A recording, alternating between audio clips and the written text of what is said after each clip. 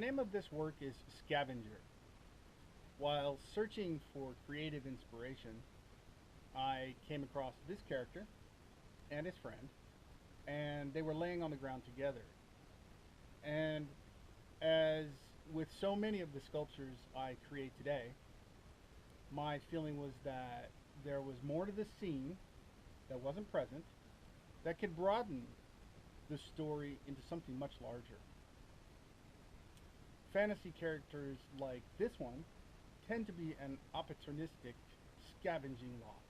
So I decided to create the kind of artwork where the subject would be most present and most often found based on his nature.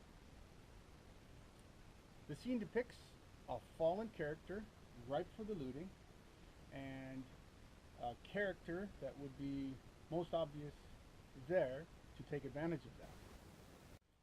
I believe that there are quite a few things here to find of interest, things that were unique. I had actually done a few foreshortening techniques carvings before, but not that many. And this one was a great challenge, and therefore one of the most unique parts about this particular sculpture is the way I was able to add in foreshortening, where the closest item to you is obviously the largest, and the furthest away item, like maybe his shoulder or possibly his head, but his head is over large because it's a magical realistic creature. But the foreshortening here works along the rocks in addition to the parts of his body, the knife. Additionally, he is much further away, therefore he's quite small, but the other areas of it do foreshorten. Additional unique places are the town that I created in the background, the castle, the walls, and the other debris coming from the, I guess, the village that I created. Additionally, there's a lighthouse up here.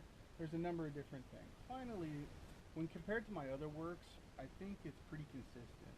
The wood burning to the colorization, the walnut frame, the thickness of the block that I initially start with, the fantasy characters that I often do, pretty consistent with everything else that I work with.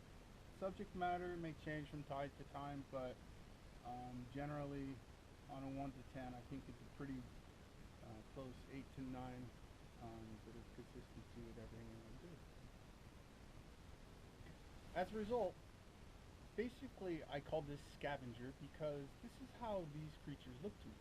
Having played D&D as a kid, liking fantasy movies and books and magical realistic creatures, I find that this sort of character is always the scavenger. He always hangs out until the end like a hyena and waits for safety to go and loot bodies and or other castles and treasure chests and such.